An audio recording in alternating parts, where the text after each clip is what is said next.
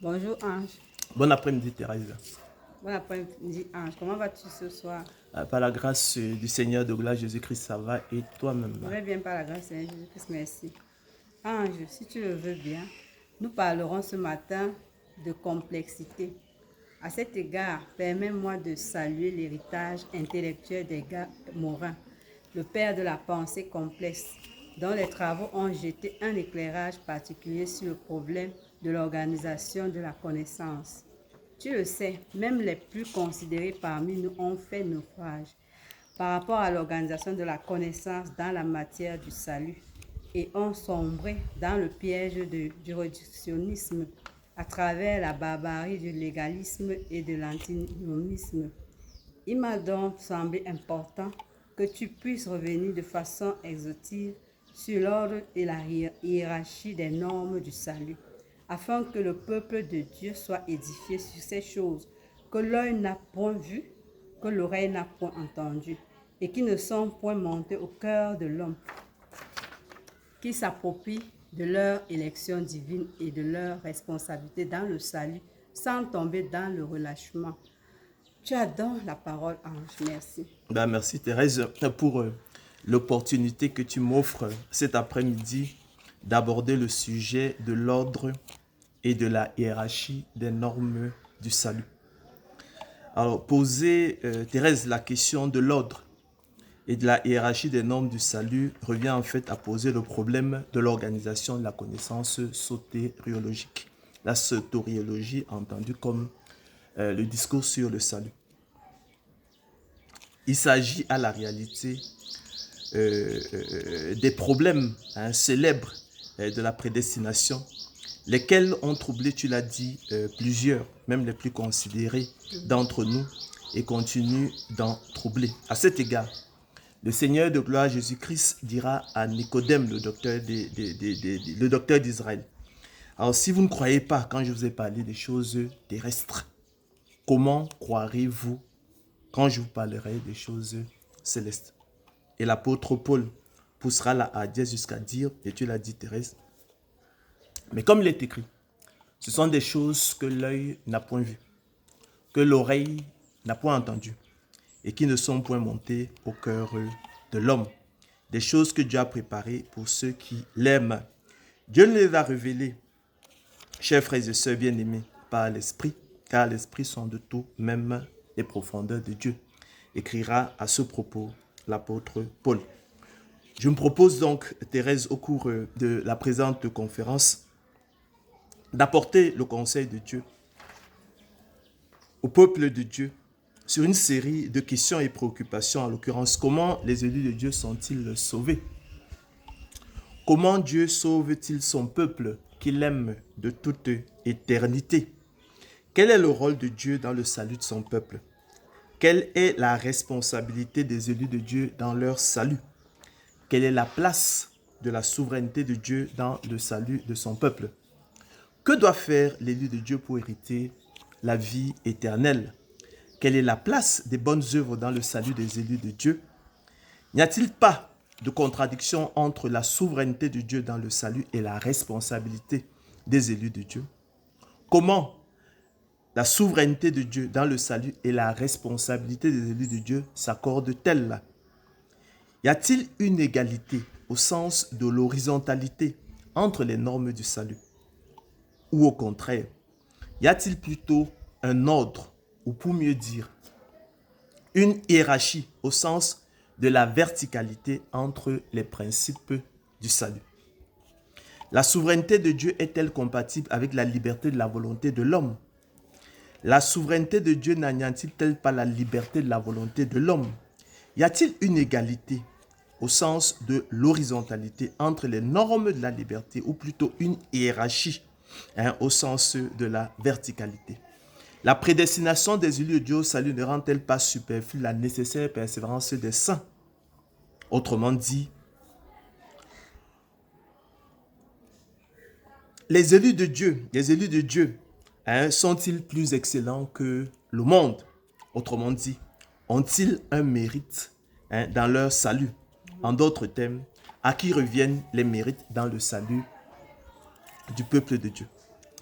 Alors, ces questions, chers frères et sœurs, bien-aimés, peuple de Dieu, posent le problème, je l'ai dit, épineux de l'organisation de la connaissance soteriologique et celui du piège du réductionnisme qui mutile la parole de Dieu et son conseil sur la matière du salut, défigurant ainsi la réalité. En effet, comme vous le savez, la Bible présente très clairement deux normes ou principes du salut, à savoir d'une part la souveraineté de Dieu, selon qu'il est écrit. Ainsi donc, écrira l'apôtre Paul aux Romains, cela ne dépend ni de celui qui veut, ni de celui qui court, mais de Dieu qui fait miséricorde. Tu me diras, poursuit-il, pourquoi blâme-t-il encore? Car qui est-ce qui résiste à sa volonté? Ô toi plutôt homme, qui es-tu pour contester avec Dieu? Le vase d'argile dira-t-il à celui qui l'a formé, pourquoi m'as-tu fait ainsi? Le potier n'est-il pas maître de l'argile pour faire avec la même masse un vase d'honneur et un vase d'un usage vil? Et que dire si Dieu, voulant montrer sa colère et faire connaître sa puissance, a supporté avec une grande patience des vases de colère formés pour la perdition? Et s'il a voulu faire connaître la richesse de sa grâce envers des vases de miséricorde qu'il a d'avance préparés pour la gloire, ainsi nous a-t-il appelés, non seulement d'entre les Juifs, mais encore d'entre les païens. Comme des vases de miséricorde qu'il a d'avance préparés pour la gloire, nous a-t-il appelés, non seulement d'entre les Juifs, mais encore d'entre les païens. De même aussi poursuivra-t-il en Romains 11, 5 à 6, dans le temps présent, il y a un reste selon l'élection de la grâce. Or, si c'est par grâce, ce n'est plus par les œuvres. Autrement, la grâce n'est plus une grâce. Et si ce n'est pas les œuvres, ce n'est plus une grâce. Autrement, l'œuvre n'est plus une œuvre. Et d'autre part, la responsabilité des élus de Dieu, selon qu'il est écrit. Je fais tout, écrit-il aux Corinthiens, à cause de l'évangile, afin d'y avoir part. Ne savez-vous pas que ceux qui courent dans le stade courent tous, mais qu'un seul remporte le prix? Courez, écrit-il, de manière à le remporter. Tous ceux qui combattent, dit-il, s'imposent toutes sortes d'abstinences et le font pour une couronne corruptible. Mais nous, faisons-le pour une couronne incorruptible. Moi donc, écrit l'apôtre Paul, je cours, non pas comme à l'aventure. Je frappe, non pas combattant l'air, mais je traite durement mon corps et je le tiens assujetti, de peur d'être moi-même rejeté après avoir prêché aux autres. À vous convenez donc, chers frères et sœurs, qu'il y a là, il semble y avoir là, dans les Écritures, une tension. L'apôtre Paul, qui précédemment, parlant effectivement de la souveraineté de Dieu, nous rappellera fort à dessein, et je cite, « Ainsi donc, cela ne dépend ni de celui qui veut, ni de celui qui court, mais de Dieu qui fait miséricorde. » Et dans son épître aux Corinthiens, réutilisant les mêmes verbes, il dira plutôt « Courez de manière à remporter le prix. » Moi donc je cours, non pas comme à l'aventure, je frappe, non pas combattant l'air, mais je traite durement mon corps et je le tiens assujetti de peur d'être moi-même rejeté après d'avoir prêché aux autres. Ainsi donc, cela ne dépend ni de celui qui veut, ni de celui qui court, mais de Dieu qui fait miséricorde. Mais la même écriture dit encore, courez de manière à le remporter. Moi donc, je cours non pas comme à l'aventure, je frappe non pas combattant l'air, mais je traite durement mon corps et je le tiens assujetti, de peur d'être moi-même rejeté après d'avoir prêché et aux autres. Et à la fin de son serment sur la montagne, le Seigneur de gloire Jésus-Christ pousse la Dieu jusqu'à dire, ceux qui me disent, Seigneur, Seigneur, n'entreront pas tous dans le royaume des cieux, mais celui-là seul qui fait la volonté de mon Père qui est dans les cieux. Donc, il est clair que pour hériter du royaume de Dieu, il faut faire la volonté de Dieu. Ça, c'est le Seigneur Jésus-Christ le dit. Il n'y a pas de débat dessus. Ça procède donc de ce qu'on appelle la responsabilité des yeux de Dieu dans le salut. Donc, ceux qui me disent Seigneur, Seigneur, n'entreront pas tous dans le royaume des cieux, mais celui-là seul qui fait la volonté de mon Père qui est dans les cieux. Donc, c'est une condition sine qua non, il faut faire la volonté Il faut faire la volonté de Dieu. Et à ses élus, il dira explicitement, vous serez haïs de tous à cause de mon nom, mais il ne se perdra pas un cheveu de votre tête. Hein? Par votre persévérance, vous sauverez vos âmes. Ça, c'est Luc 21, 17 à 19. Donc, vous serez haïs de tous à cause de mon nom, mais il ne se perdra pas un cheveu de votre tête. Donc, ça veut dire qu'il nous gardera, il veillera sur nous dans sa souveraineté. Mais il dit, poursuit en disant, par votre persévérance, vous sauverez vos âmes. Donc, il faut persévérer pour sauver son âme. Et au jour du jugement, et au sujet du jugement, je voulais dire, il indiquera ouvertement ceci aux Juifs. L'heure vient où tous ceux qui sont dans les sépulcres entendront sa voix et en sortiront. Ceux qui auront fait le bien ressusciteront pour la vie, mais ceux qui auront fait le mal ressusciteront pour le jugement dernier. Donc, la vie éternelle, c'est l'héritage de ceux qui auront fait le bien.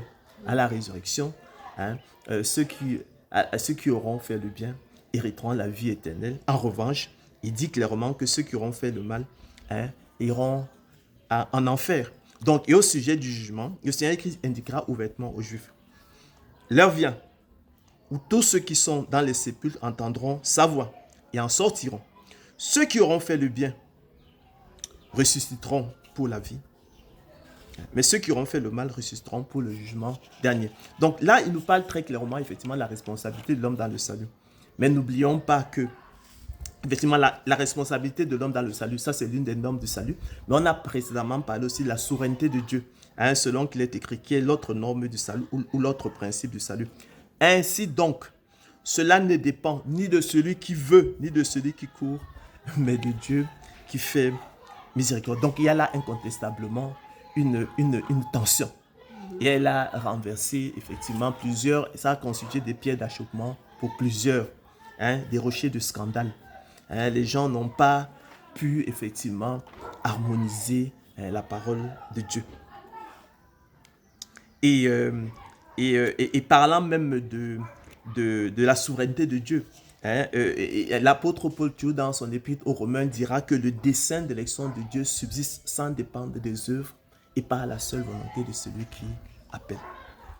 Mais dans son intelligence aveugle, la pathologie de sa sagesse et sa présomption, privé de la pensée de Christ et se fondant sur le faux présupposé de l'égalité au sens de l'horizontalité, entre la souveraineté de Dieu et la responsabilité des élus de Dieu dans le salut, l'homme a la fâcheuse tendance de ne retenir que l'un des principes du salut édictés par la Bible et de rejeter l'autre, et inversement, en invoquant le principe de non-contradiction, du fait de la contradiction apparente mais non réelle, hein, qui entacherait, hein, les deux normes du salut, sombrant ainsi dans le travers, semblant ainsi dans les travers et la barbarie du réductionnisme, tu l'as dit Thérèse.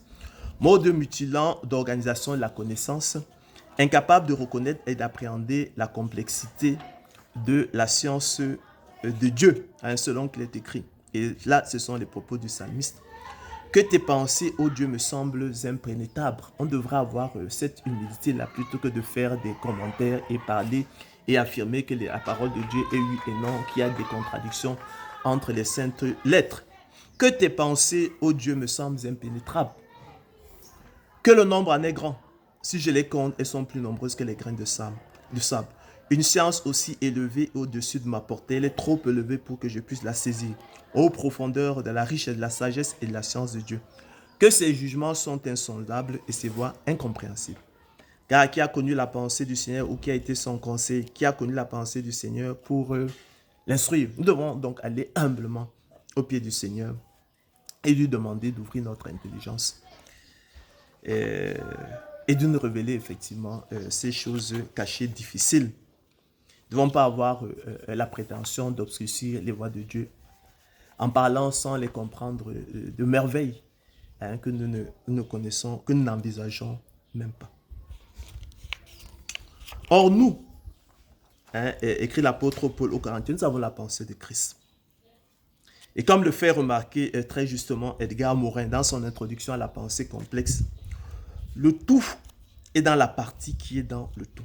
Ainsi, Thérèse, chers frères et sœurs, peuple de Dieu, petit troupeau, pour y remettre de l'ordre, dépasser l'alternative en intégrant la vérité de l'un et de l'autre des deux clans antagonistes.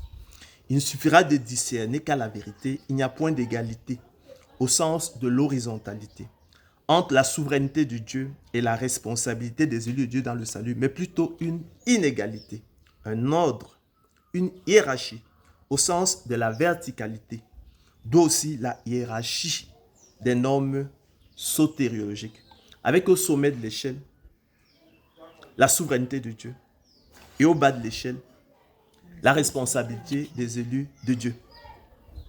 Alors, c'est ce à quoi, effectivement, par la grâce du Seigneur, si le Seigneur de gloire Jésus-Christ le veut, je m'attellerai, effectivement, à expliquer cet après-midi.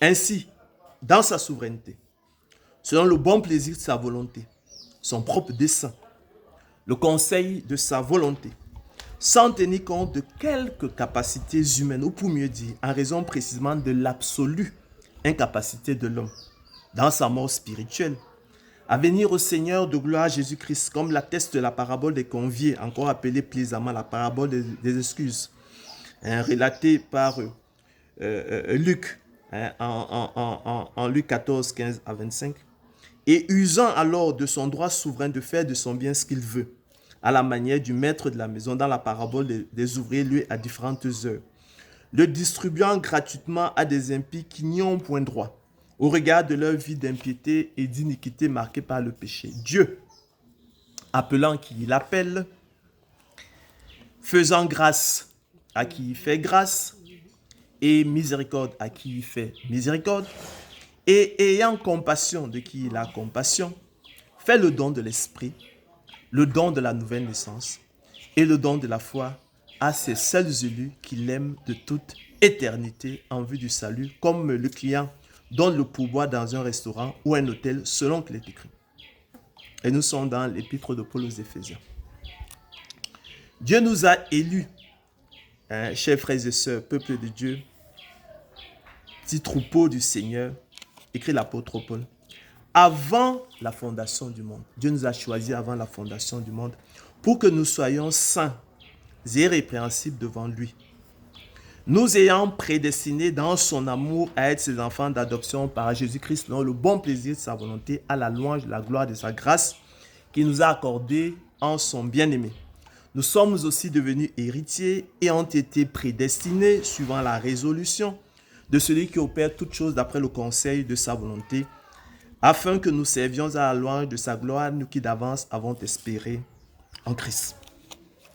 Et dans son épître aux Romains, il poursuivra en disant que ce n'est point à dire que la parole de Dieu soit restée sans effet, car tous ceux qui descendent d'Israël ne sont pas Israël, et pour être les enfants d'Abraham, ils ne sont pas tous sa postérité. Mais il est dit, en Isaac sera nommé pour toi une postérité, c'est-à-dire que ce ne sont pas les enfants de la chair qui sont enfants de Dieu, mais que ce sont les enfants de la promesse qui sont regardés comme la postérité. Voici en effet la parole de la promesse. Je reviendrai à cette même époque et Sarah aura un fils. Et de plus, il en fut ainsi de Rebecca, qui conçut du seul Isaac, notre père. Car quoique les enfants ne fussent pas encore nés et qu'ils n'eussent fait ni bien ni mal, afin que le dessein d'élection de Dieu subsistât sans dépendre des œuvres et par la seule volonté de celui qui appelle, il fut dit à Rebecca, l'aîné sera assujetti au plus jeune, selon qu'il est écrit, j'ai aimé Jacob et j'ai haï Ésaü. Que dirons-nous donc? Y a-t-il en Dieu de l'injustice? Loin de là. Car elle a dit à Moïse, je ferai miséricorde à qui je fais miséricorde et j'aurai compassion de qui j'ai compassion. Ainsi donc, cela ne dépend ni de celui qui veut, ni de celui qui court, mais de Dieu qui fait miséricorde. Pour vous, frères, poursuivra-t-il dans Galates 4, 28, comme Isaac, vous êtes enfants de la promesse. Nous n'aurons pas le temps de développer, mais ayez en mémoire les circonstances particulières qui ont entouré effectivement la venue du jeune homme effectivement au monde.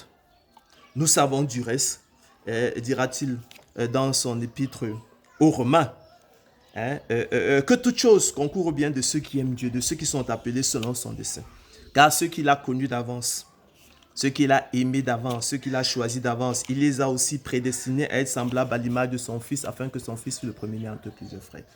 Et ceux qu'il a prédestinés, il les a aussi appelés. Ceux qu'il a appelés, il les a aussi justifiés. Ceux qu'il a justifiés, il les a aussi glorifiés. Vous reconnaissez là, nous en avons souvent parlé, la chaîne d'or de l'élection de la grâce. C'est le même groupe de personnes qu'il a connu d'avance, prédestinés, appelés, justifiés, glorifiés, à savoir les élus de Dieu et personne d'autre. Autrement, autrement personne n'ira en enfer, ce qui serait une hérésie. Donc, il n'y a que vous, petit troupeau, que le Père a prédestiné au salut. Que dirons-nous donc à l'égard de ces choses? Poursuit l'apôtre Paul. Si Dieu est pour nous, qui sera contre nous? Lui qui n'a point épargné son propre Fils, mais qui l'a livré pour nous tous, comment ne donnera-t-il pas aussi toutes choses avec lui? Qui accusera les élus de Dieu? Qui vous accusera, peuple de Dieu? Qui t'accusera, petit troupeau du Seigneur? C'est Dieu qui justifie, qui les condamnera. Christ est mort, bien plus, il est ressuscité et est à la droite de Dieu et l'intercède pour nous. Qui nous séparera de l'amour de Christ? Sera de la tribulation, ou l'angoisse, ou la persécution, ou la faim, ou la nudité, ou le péril, ou l'épée, selon qu'il est écrit. C'est à cause de toi qu'on nous met à mort tout le jour, qu'on nous regarde comme des brebis destinées à la boucherie. Mais dans toutes ces choses, écrit l'apôtre Paul, nous sommes plus que vainqueurs par celui qui nous a aimés. Car j'ai l'assurance, conclut-il, que ni la mort, ni la vie, ni les anges, ni les dominations, ni les choses présentes, ni les choses à venir, ni les puissances, ni la hauteur, ni la profondeur, ni aucune autre créature ne pourra nous séparer de l'amour de Dieu manifesté en Jésus-Christ, notre Seigneur. Ça, c'est ce qu'on pourrait dire de la souveraineté de Dieu, qui effectivement, selon le bon plaisir de sa volonté, dès avant la fondation du monde, a élu un peuple, a choisi un peuple qu'il a mis à part, sans tenir compte de quelques capacités humaines en lui, ou pour mieux dire, en raison précisément de l'absolue incapacité humaine de ce peuple-là. Et autant marqué, il leur fait le don de la nouvelle naissance, le don de l'esprit, le don de la nouvelle, le don de la repentance. Il les ramène à leur bon sens. Il les équipe, il les outils pour les rendre aptes et capables non seulement de discerner quelle est la volonté de Dieu, ce qui est bon, agréable, parfait, mais aussi l'a fait efficacement de façon à accomplir l'esprit de la loi. Donc il les attire efficacement à lui. D'accord? Et il ne fera pas pour le monde. Souvenez-vous du fameux genou. C'est pour eux que je prie, mais je ne prie pas pour le monde, mais pour ceux que tu m'as donnés parce qu'ils sont à toi. Et par la foi reçue de Dieu en privilège par comparaison à leurs semblables dont ils ne sont point plus excellents. Nous l'avons souvent dit, selon qu'il est écrit, quoi donc sommes-nous plus excellents? Nullement. Car nous tous aussi, ne l'oubliez jamais, nous étions de leur nombre, écrit l'apôtre Paul aux Éphésiens. Et nous vivions autrefois selon les convoitises de notre chair, accomplissant les volontés de la chair et de nos pensées. Nous étions par nature des enfants de colère comme les autres, donc comme le montre. La gratitude et la reconnaissance et la persévérance à bien faire. Les élus de Dieu héritent des promesses selon qu'il est écrit. Ce n'est pas que j'ai déjà remporté le prix, écrit l'apôtre Paul aux Philippiens, ou que j'ai déjà atteint la perfection. Mais je cours, dit-il. On parle encore ici de courir. On parle de courir. Dans la souveraineté de Dieu, on disait ainsi, donc ça dépend de celui qui veut, de celui qui court, mais de Dieu qui fait mes écoles. Maintenant ici, on a dit précédemment courir de manière à remporter le prix. Il dit, mais je cours pour tâcher de le saisir, puisque moi aussi j'ai été saisi par Jésus-Christ. Frère, je ne pense pas l'avoir saisi, mais je fais une chose, oubliant ce qui est en arrière, me portant vers ce qui est en avant, je cours vers le but pour remporter le prix de la vocation céleste de Dieu en Jésus-Christ, selon qu'il est écrit. L'athlète n'est pas couronné s'il n'a pas combattu suivant les règles. Et il faut que le laboureur travaille avant de recueillir les fruits. 2 Timothée 2,6. Il faut que le laboureur travaille d'abord avant de recueillir les fruits. Il faut que le laboureur travaille premièrement avant de recueillir les fruits. C'est une évidence. Car c'est en espérance que nous sommes sauvés.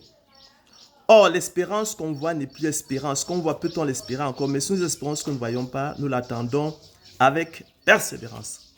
car vous avez besoin de persévérance afin qu'après avoir accompli la volonté de Dieu, vous obteniez ce qui vous est promis. C'est pourquoi, frères, écrit l'apôtre Pierre, appliquez-vous d'autant plus à affermir votre vocation et votre élection, car en faisant cela, vous ne broncherez jamais.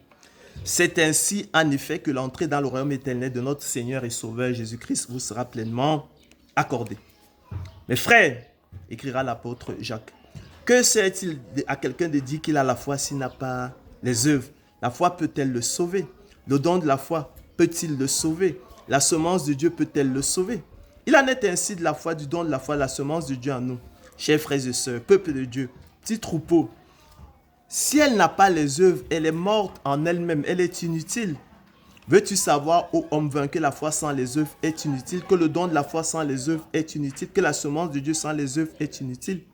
Abraham, notre père, ne fut-il pas justifié par les œuvres lorsqu'il offrit son fils Isaac sur l'autel? Tu vois que la foi agissait avec ses œuvres et que par les œuvres, la foi fut rendue parfaite. Ainsi, s'accomplit ce que dit l'Écriture, Abraham crut à Dieu et cela lui fut imputé à justice. Et il fut appelé ami de Dieu. Vous voyez que l'homme est justifié par les œuvres qui procèdent, comprenez-le bien, de la responsabilité des élus de Dieu et non par la foi seulement, qui elle procède de la souveraineté de Dieu à travers le don de la foi qui précède les œuvres. Il conclut donc en disant ceci, comme le corps sans âme est mort, de même la foi sans les œuvres est morte. Comme le corps sans âme est mort, de même le don de la foi sans les œuvres est mort. Comme le corps sans âme est mort, de même la semence de Dieu sans les œuvres est morte. Elle est infructueuse, elle est inutile. Je crois que ça se comprend. J'aime bien souvent faire la comparaison effectivement avec le monde agricole. Ainsi, effectivement, on donne au laboureur de la semence. On donne à un laboureur A de la semence. On n'en donne pas à un laboureur B. Mais si le laboureur A enfuit la semence dans le tiroir, plutôt que d'aller préparer le sol, défricher, semer, arroser, amender le sol, en fait, sa semence ne lui servira de rien. Il en est ainsi, effectivement, de la foi sans les œuvres. Si elle n'a pas les œuvres, elle est inutile. Ça se comprend. On dira donc qu'il faut que le laboureur travaille avant de recueillir les fruits. Travaillez, peuple de Dieu, à votre salut avec crainte et tremblement. Car c'est Dieu qui produit en vous le vouloir et le faire selon son bon plaisir. Faites toutes choses sans murmure ni hésitation, afin que vous soyez irréprochables et purs, des enfants de Dieu irrépréhensibles au milieu d'une génération perverse et corrompue, parmi laquelle vous brillez comme des flambeaux dans le monde portant la parole de vie. Pour toi, écrira l'apôtre Paul à Timothée, recherche la justice, la piété, la foi, la charité, la patience, la douceur. Combat le bon combat de la foi. Saisis la vie éternelle à laquelle tu as été appelé. Je te recommande de garder le commandement et de vivre sans tâche, sans reproche jusqu'à l'apparition de notre Seigneur Jésus-Christ. Car pour moi, poursuit-il, je sers déjà de libation et le moment de mon départ approche. J'ai combattu le bon combat. J'ai achevé la course. J'ai gardé la foi. Désormais, la couronne de justice m'est réservée. Le Seigneur, le juste juge, me la donnera dans ce jour-là. Et non seulement à moi, mais encore à tous ceux qui auront aimé son avènement. Peuple de Dieu, petit troupeau du Seigneur, bien-aimé du Seigneur, les apôtres Jacques et Pierre ont qualifié la responsabilité des élus dans le salut d'un nom, en l'occurrence, l'épreuve de la foi, selon qu'il est écrit. Mes frères, regardez comme un sujet de joie complète les diverses épreuves auxquelles vous pouvez être exposés, sachant que l'épreuve de votre foi produit la patience, au sens de la persévérance.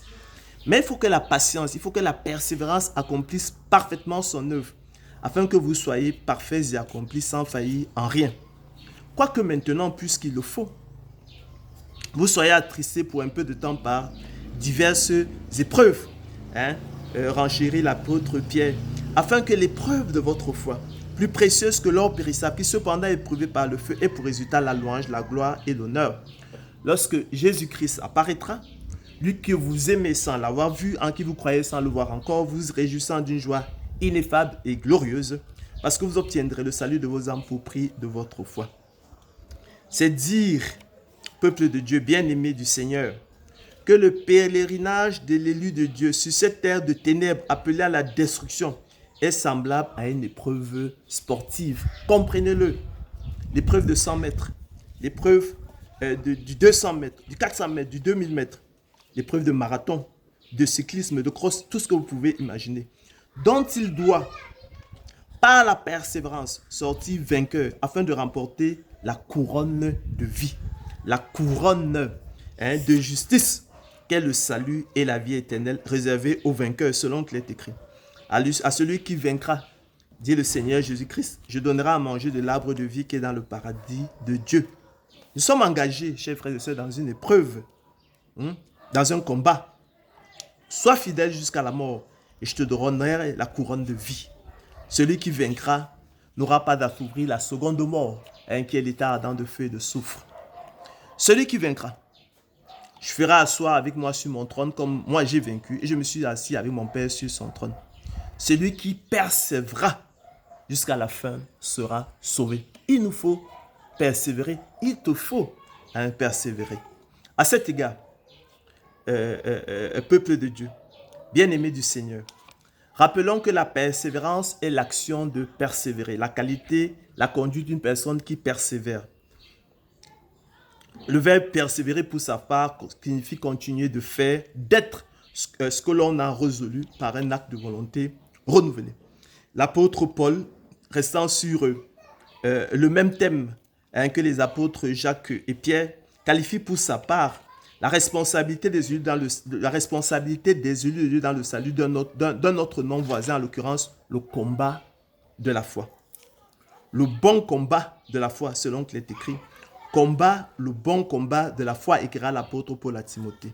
Saisis la vie éternelle à laquelle tu étais appelé. J'ai combattu le bon combat, j'ai achevé la course. Nous l'avons dit précédemment, j'ai gardé la foi. Désormais, la couronne de justice m'est réservée. Poursuivant sur le même registre, mais en parlant avec des mots qu'enseigne la sagesse, mais en parlant non avec les mots qu'enseigne la sagesse humaine, mais avec ceux qu'enseigne l'esprit. Employant un langage spirituel pour les choses spirituelles, l'auteur de l'épître aux Hébreux a quant à lui qualifié la responsabilité des élus de Dieu dans le salut d'un nom plus spirituel, en l'occurrence la sanctification. Selon qu'il est écrit, recherchez la sanctification, sans laquelle personne ne verra le Seigneur. Rappelons également que la sanctification, chers frères et sœurs, doit être entendue ici comme le processus de croissance à l'état d'homme fait à la mesure et à la hauteur de la stature parfaite de Christ. Et vous savez que c'est un mot que les auteurs de Saint-Esprit utilisent dans deux sens. Un coup, la sanctification prend le sens de la régénération, de la nouvelle naissance. Mais ici, il désigne le processus de croissance à l'état d'homme fait à la mesure et à la hauteur de la stature parfaite de Christ. Alors, l'auteur de l'épître aux Hébreux a également qualifié, chers frères et sœurs, peuple de Dieu, petit troupeau, la responsabilité des élus dans le salut d'un autre nom fort intéressant et précis. Probablement, à mon sens, le plus juste en la matière, en l'occurrence, la soumission à Dieu, selon qu'il est écrit. D'ailleurs, puisque nos pères, selon la chair, nous ont châtiés et que nous les avons respectés, ne devons-nous pas à bien plus forte raison nous soumettre au Père des esprits pour avoir la vie? Donc nous devons nous soumettre à Dieu pour avoir la vie. C'est une exigence. Ça relève de notre responsabilité dans le salut. Et il me semble que c'est là l'enjeu pour vous, élus de Dieu, pour toi, peuple de Dieu, pour toi, petit troupeau. Et c'est pourquoi il n'est donc pas étonnant que des athées et des démons comme Nietzsche ou encore Sartre aient dénoncé la soumission à Dieu. À cet égard, relevons que l'obéissance à Dieu, le renoncement à soi, la crainte de Dieu, l'amour de Dieu qui consiste à garder sa parole et ses commandements, et la fuite de la corruption et des souillures du monde par la convoitise procède de cette soumission à Dieu, selon qu'il est écrit. Comme sa divine puissance nous a donné tout ce qui contribue à la vie et à la piété, au moyen de la connaissance de celui qui nous a appelés par sa propre gloire et par sa vertu, lesquels nous assurent de sa part les plus grandes et les plus précieuses promesses, afin que par elles vous deveniez participants de la nature divine, en fuyant la corruption qui existe dans le monde par la convoitise. À cause de cela même, faites tous vos efforts, écrit l'apôtre Paul aux Romains, pour joindre à votre foi, au don de la foi, la vertu, à la vertu, la science, à la science, la tempérance, à la tempérance, la patience, au sens de la persévérance, à la patience, la piété, à la piété, l'amour fraternel, à l'amour fraternel, la charité. Car si ces choses sont en vous et y sont avec abondance, elles ne vous laisseront point oisifs ni stériles pour la connaissance de notre Seigneur Jésus-Christ. Mais celui en qui ces choses ne sont point est aveugle, explique-t-il. Il ne voit pas de loin. Il a mis en oubli la purification de ses anciens péchés. C'est pourquoi, frères, appliquez-vous d'autant plus à affermir votre vocation et votre élection, écrit l'apôtre Pierre. Car en faisant cela, vous ne broncherez jamais. C'est ainsi en effet que l'entrée dans le royaume éternel de notre Seigneur et Sauveur Jésus-Christ vous sera pleinement accordée. Comment? Pourquoi? Car c'est en espérance que nous sommes sauvés. Il faut bien le comprendre. C'est en espérance que nous sommes sauvés. Or, l'espérance qu'on voit n'est plus espérance. Ce qu'on voit, peut-on l'espérer encore? Mais si nous espérons ce que nous ne voyons pas, nous l'attendons avec persévérance, écrit l'apôtre Paul dans Romains 8, 24 à 25. Contrairement, effectivement, aux enseignements, aux faux enseignements des ennemis, des athées, qui nous parlent effectivement du fatalisme. Le fatalisme qui conclut à l'inutilité de l'effort. Si l'avenir est fatal, dit le fataliste, si ce qui doit arriver arrivera nécessairement, à quoi bon se dépenser en efforts inutiles? Ne rien faire. Tel est le code et la conclusion, tel est le code et la conclusion pratique du fatalisme, voilà, qui conclut effectivement à l'inutilité de l'effort. Donc ça n'a rien à voir avec l'élection, la grâce, ça n'a rien à voir avec la prédestination qui fait de la persévérance, donc dans le cadre de la responsabilité des yeux de Dieu, une exigence. D'accord? Donc, mais si nous espérons, on dit car c'est en espérance que nous sommes sauvés. D'accord? Or, l'espérance qu'on voit n'est plus espérance. Ce qu'on voit, peut-on l'espérer encore? Mais si nous espérons ce que nous ne voyons pas, nous l'attendons avec persévérance. Ça, c'est ce que Dieu dit. D'accord? Et on doit lui faire confiance parce que lui, il est la vérité. En revanche, ça n'a rien à voir avec les enseignements des philosophes athées qui nous parlent du fatalisme. Si l'avenir est fatal, dit le fataliste, si ce qui doit arriver arrivera nécessairement, à quoi bon se dépenser en efforts inutiles? Ne rien faire. Tel est le code et la conclusion pratique du fatalisme qui conclut à l'inutilité de l'effort. Ce sont des contes, on dit, profanes et absurdes. C'est donc dire, chers frères et sœurs, que la persévérance des saints, l'épreuve de la foi, le combat de la foi, la sanctification sans laquelle personne ne verra le Seigneur et la soumission à Dieu sont 5 expressions tautologiques au sens d'équivalente, semblables, identiques, interchangeables et substituables qui procèdent de la responsabilité des élus de Dieu dans le salut et indiquant que les élus de Dieu doivent affermir leur vocation et leur élection divine en travaillant à leur salut avec crainte et tremblement. Car d'une part, nous l'avons dit précédemment, c'est en espérance que nous sommes sauvés. Or, l'espérance qu'on voit n'est plus espérance. Ce qu'on voit, peut-on l'espérer encore? Mais si nous espérons ce que nous ne voyons pas, nous l'attendons avec persévérance. Et d'autre part, Christ n'est pas un ministre du péché. Selon qu'il est écrit, vous serez saints car je suis saint.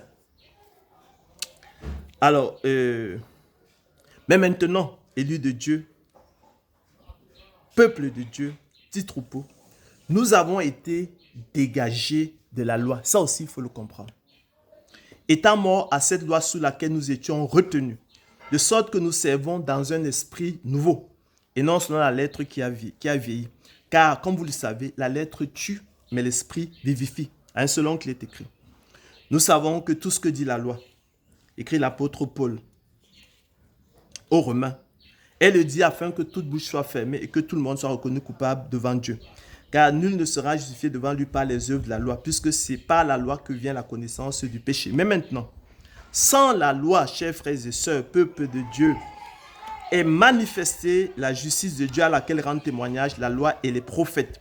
Justice de Dieu par la foi en Jésus-Christ pour tous ceux qui croient. Pour vous, petit troupeau. Il y a ainsi, écrit l'auteur de l'Épître aux Hébreux, abolition d'une ordonnance antérieure à cause de son impuissance et de son inutilité.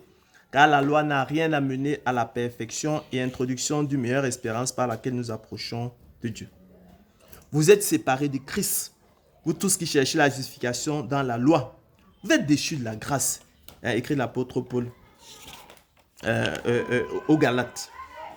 Pour nous, c'est par la foi que nous attendons par l'esprit l'espérance de la justice. Je dis donc, marchez selon l'esprit et vous n'accomplirez pas les désirs de la chair, car la chair a des désirs contraires à ceux de l'esprit et l'esprit en a de contraires à ceux de la chair. Ils sont opposés entre eux afin que vous ne fassiez point ce que vous voudriez.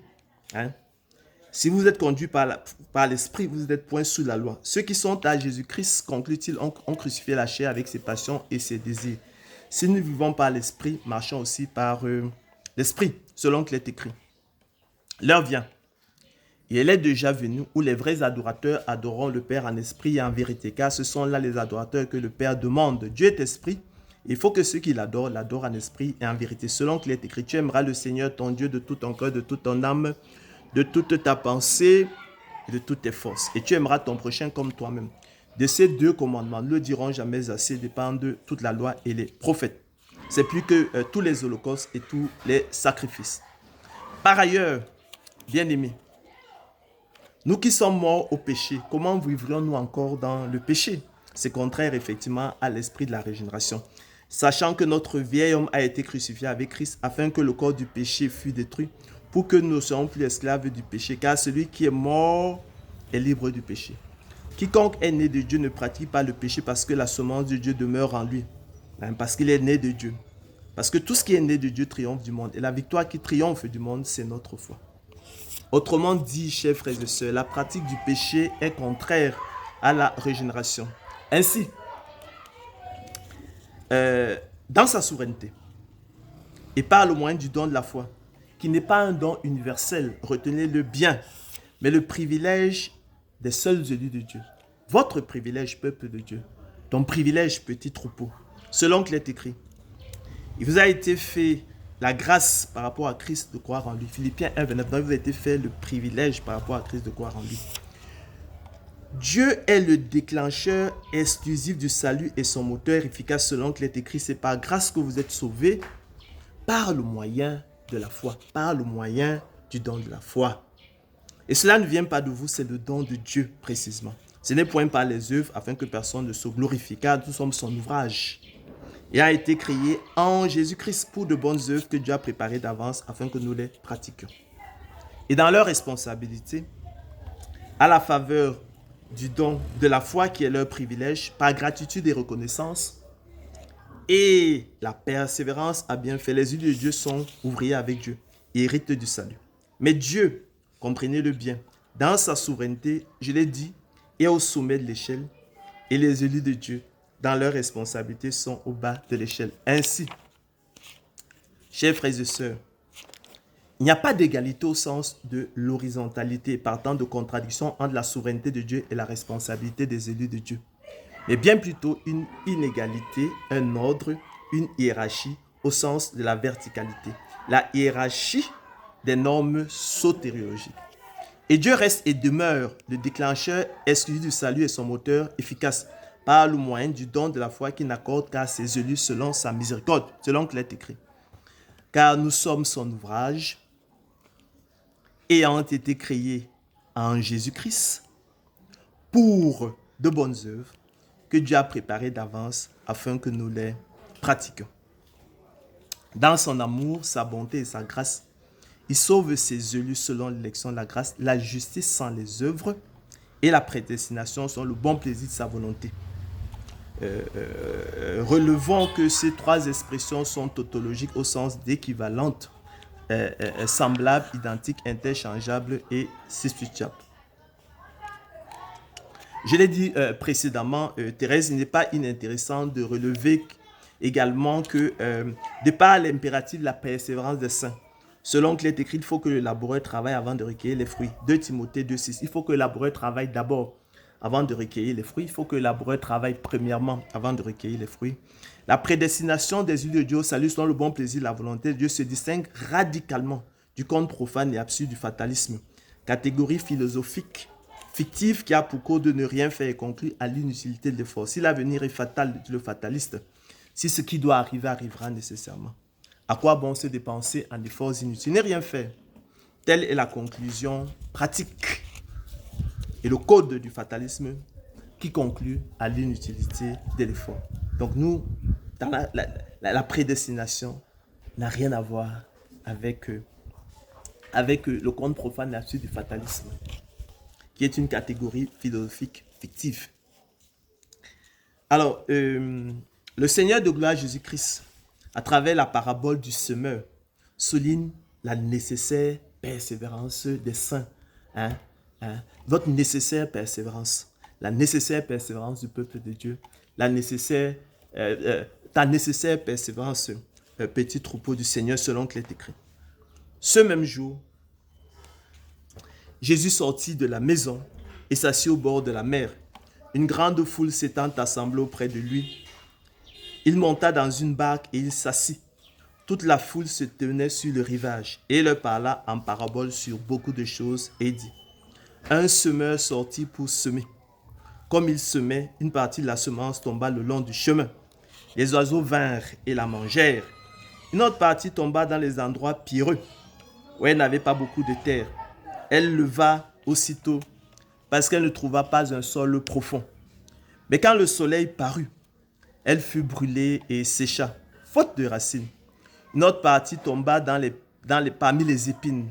Les épines montèrent et l'étouffèrent.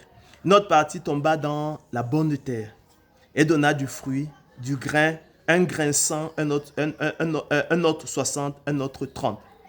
Que celui qui a des oreilles pour entendre, entende. Les disciples s'approchèrent et lui dirent: pourquoi leur parles-tu en parabole? Jésus leur répondit: parce qu'il vous a été donné de connaître les mystères du royaume des cieux et que cela ne leur a pas été donné. Car on donnera à celui qui a et il sera dans l'abondance. Mais à celui qui n'a pas, on ôtera même ce qu'il a. C'est pourquoi je leur parle en parabole, parce qu'en voyant, ils ne voient point, et qu'en entendant, ils n'entendent ni ne comprennent. Et pour eux s'accomplit cette prophétie d'Ésaïe. Vous entendrez de vos oreilles, et vous ne comprendrez point. Vous regarderez de vos yeux, et vous ne verrez point. Car le cœur de ce peuple est devenu insensible. Ils ont endurci leurs oreilles, et ils ont fermé leurs yeux. De peur qu'ils ne voient de leurs yeux, qu'ils n'entendent de leurs oreilles, qu'ils ne comprennent de leur cœur, qu'ils ne se convertissent et que je ne les guérisse. Mais heureux sont vos yeux parce qu'ils voient, et vos oreilles parce qu'elles entendent. Je vous le dis en vérité, beaucoup de prophètes et de justes ont désiré voir ce que vous voyez et ne l'ont pas vu, entendre ce que vous entendez et ne l'ont pas entendu. Vous donc écoutez ce que signifie la parabole du semeur. Lorsqu'un homme écoute la parole du royaume et ne la comprend pas, le malin vient et enlève ce qui a été semé dans son cœur. Cet homme est celui qui a reçu la semence le long du chemin. Celui qui a reçu la semence dans les endroits pierreux, c'est celui qui entend la parole et la reçoit aussitôt avec joie. Mais il n'a pas de racine en lui-même. Il manque de persistance au sens de la persévérance. Et dès que survient une tribulation ou une persécution à cause de la parole, il y trouve une occasion de chute. Celui qui a reçu la semence parmi les épines, c'est celui qui entend la parole, mais en qui les soucis du siècle, la séduction des richesses étouffent cette parole et la rendent infructueuse. Celui qui a reçu la semence dans la bonne terre, c'est celui qui entend la parole et la comprend. Il porte du fruit, et un grain en donne 100, un autre 60, un autre 30. Alors, voici ce que signifie cette parabole écrite Marc. Le semeur sème la parole. Les uns sont le long du chemin, où la parole est semée. Quand ils l'ont entendu, aussitôt Satan vient et enlève la parole qui a été semée en eux. Les autres, pareillement, reçoivent la semence dans les endroits pierreux. Quand ils entendent de la parole, ils la reçoivent d'abord avec joie, mais n'ont pas de racines en eux-mêmes. Ils manquent de persistance, ils manquent de persévérance. Et dès que survient une tribulation ou une persécution à cause de la parole, ils y trouvent une occasion de chute. D'autres reçoivent la semence parmi les épines. Ce sont ceux qui entendent la parole, mais en qui les soucis du siècle, la séduction des richesses et l'invasion des autres convoitises étouffent la parole et la rendent infructueuse. D'autres reçoivent la semence, dit-il, dans la bonne terre. D'accord? C'est vous, élus de Dieu. C'est toi, peuple de Dieu. C'est toi, petit troupeau. Ce sont ceux qui entendent la parole, la reçoivent et portent du fruit 30, 60 et 1%. Voici ce que signifie cette parabole écrite Luc. La semence, c'est la parole de Dieu. Ceux qui sont le long du chemin, ce sont ceux qui entendent. Puis le diable vient et enlève de leur cœur la parole de peur qu'ils ne croient et soient sauvés. Ceux qui sont sur le roc, ce sont ceux qui, lorsqu'ils entendent la parole, la reçoivent avec joie, mais n'ont point de racines. Ils croient pour un temps et ils succombent au moment de la tentation. Ils manquent, ils succombent au moment de la tentation. Et il leur manque donc de persistance, de persévérance. Ce qui est tombé parmi les épines, ce sont ceux qui, ayant entendu la parole, s'en vont et la laissent étouffer par les soucis, les richesses et les plaisirs de la vie. Et ils ne portent point de fruits qui viennent à maturité. Alors, ce qui est tombé dans la bonne terre, vous êtes la bonne terre, vous êtes le cœur régénéré, vous êtes des élus de Dieu. Vous êtes des cœurs préparés d'avance, dès avant la fondation du monde par le Seigneur Jésus-Christ. Ce sont ceux qui, ayant entendu la parole avec un cœur honnête et bon, un cœur régénéré, la retiennent, c'est-à-dire la comprennent et la gardent, et portent du fruit avec persévérance. Le mot est lâché, avec persévérance. Donc, il faut persévérer. De même, chers frères et sœurs, qu'il y a donc une hiérarchie des normes soteriologiques. De même aussi, il y a une hiérarchie des normes de la liberté. Avec au sommet de l'échelle, la souveraineté de Dieu qui est le seul souverain, d'accord, comme le rappelle l'apôtre Paul à Timothée en 1 Timothée 6,15. Et au bas de l'échelle, la liberté de la volonté de l'homme, qui est la faculté qu'a l'homme d'exercer sa volonté et qui se connaît, comme vous le savez, sans preuve, pas la seule expérience que nous en avons. Selon qu'il est écrit, ne suis-je pas libre, ne suis-je pas apôtre, écrira l'apôtre Paul à 1 Corinthiens 9,1. Il est évident que vous pouvez décider d'arrêter de suivre cette conférence si vous voulez. C'est parce que vous êtes libre. Dans la liberté de la volonté de l'homme se connaît sans preuve par la seule expérience que nous en avons. Pas qu'on vous embrouille avec de la mauvaise philosophie. Par essence, la liberté de l'homme est relative en revanche. Elle est encadrée, elle est limitée, elle est ni totale, elle est ni absolue. Et on nous disait d'ailleurs, je pense dans les cours d'éducation civique, que ma liberté commence ou s'achève, ou commence celle ma liberté s'achève ou commence celle de mon prochain. Donc c'est évident. Voilà. De ce point de vue, elle n'est donc ni totale ni absolue. C'est une évidence. Revenons à notre bon sens. De ce point de vue, elle n'est pas à confondre avec la souveraineté qui est l'attribut de Dieu, nous l'avons dit précédemment, et qui traduit le fait de ne pas être soumis au contrôle d'une autorité supérieure qui encadrerait la liberté de notre volonté. Ainsi, à la vérité, il n'y a pas d'égalité au sens de l'horizontalité, partant de contradiction entre la souveraineté de Dieu et la liberté de l'homme, mais plutôt une inégalité et une hiérarchie. À cet égard, nous dirons donc que la liberté sartrienne totale et absolue qui se confond avec la souveraineté est une catégorie philosophique fictive, un conte profane et absurde. Elle débouche sur le néant et la nausée, et son thème est la fin de toute liberté et le totalitarisme, comme l'atteste d'ailleurs l'engagement politique de Jean-Paul Sartre aux côtés des totalitaristes communistes. Selon qu'il est écrit, ils leur promettent la liberté, chers frères et sœurs, quand ils sont eux-mêmes esclaves de la corruption, car chacun est esclave de ce qui a triomphé de lui. Alors, ce qui est vrai, Thérèse, la liberté sartrienne l'est également du libre arbitre. en tant que faculté de se déterminer sans autre cause que la volonté. Ce sont toutes des catégories philosophiques fictives, selon qu'il est écrit. Et nous sommes là, effectivement, dans Romains 7, 14 à 25, chef-d'œuvre s'il en est. Nous savons en effet que la loi est spirituelle, écrit l'apôtre Paul, mais moi je suis charnel, vendu au péché. Vous savez que nous sommes vendus au péché, non? Ok. Car je ne sais pas ce que je fais, écrit l'apôtre Paul, le grand apôtre Paul. Je ne comprends pas ce que je fais. Je ne fais point ce que je veux et je fais ce que je hais. Or, si je fais ce que je ne veux pas, je reconnais par là que la loi est bonne. Et maintenant, ce n'est pas moi qui le fais, mais c'est le péché qui habite en moi. Ce qui est bon, je le sais, n'habite pas en moi, c'est-à-dire dans ma chair. J'ai la volonté, écrit l'apôtre Paul, maintenant le pouvoir de faire le bien.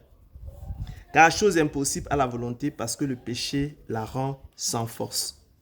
Donc, j'ai la volonté, maintenant le pouvoir de faire le bien. Car chose impossible à la volonté parce que le péché la rend sans force. En cela, on dit donc qu'il n'y a pas de libre arbitre humain en tant que faculté de se déterminer sans autre cause que la volonté. Et le libre arbitre n'est pas à confondre avec la liberté de la volonté de l'homme. D'accord? Oui, liberté de la volonté de l'homme, mais pas libre arbitre. Selon qu'il est écrit, j'ai la volonté, maintenant le pouvoir de faire le bien. Car chose impossible à la volonté parce que le péché la rend sans force. Car je ne fais pas le bien que je veux. Où est le libre arbitre? Je ne fais pas le bien que je veux et je fais le mal que je ne veux pas. Et si je fais ce que je ne veux pas, ce n'est plus moi qui le fais, mais c'est le péché qui habite en moi.